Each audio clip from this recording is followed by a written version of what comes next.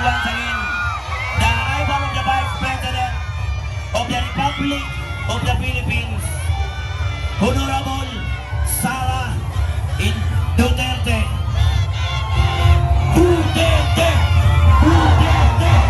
Duterte! Duterte! Duterte!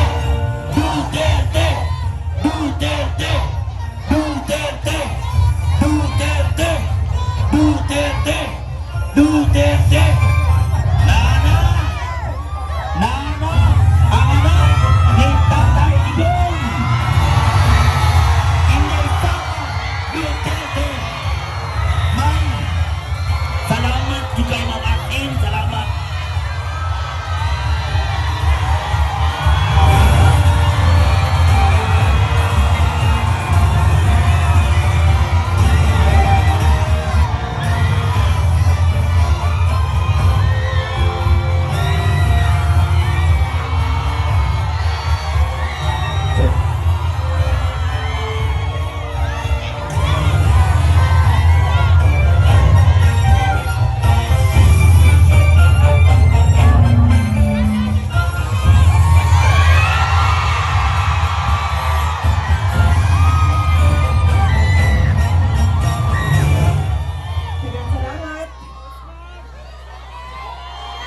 Mga kaigsunan ko, dinhi sa Davao del Sur o sa Davao Region, maayong gabi kaninyong tanan.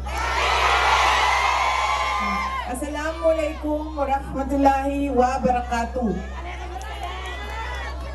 Madalaw ug maayong adlaw kaninyong tanan.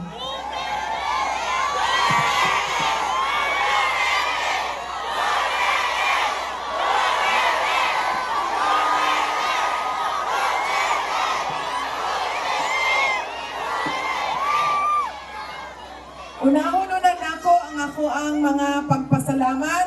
Una na ang pasalamat kaninyong tanan sa oras, adlaw ug higayon nga gihatag ninyo para kanamo karong gabi. Daghan sa inyo ang wala pa man ni hapon. Wala pa magmerienda. Wala na sugdan ang niluto kay naa dinhi. Gibiyaan ang pagbantay sa bana. Gibiyaan sa kadiyot ang uyab.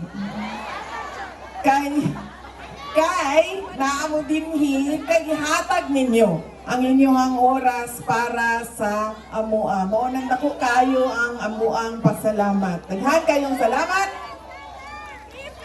Kibaw mo karong gabi dunag gyud unta koy rally. Mao to ang katapusang rally didto sa Laguna. Giimbita ko didto kay dunay isa ka kandidato na nangayo og tabang.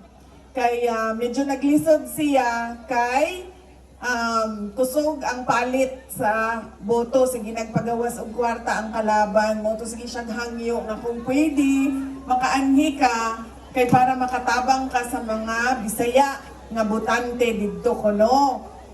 Pagkahuman, naghuna-huna ko, dugay ko sige guna-una, nakita na ko nga doon na po'y rally dinhi sa inyo ha sa Digos City.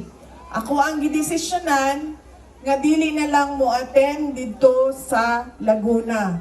Tungod kay gusto nako nga matapos nako ang kampanya nani para sa eleksyon na ni nga kauban ang mga Dabawenyo. Daghan kayong salamat.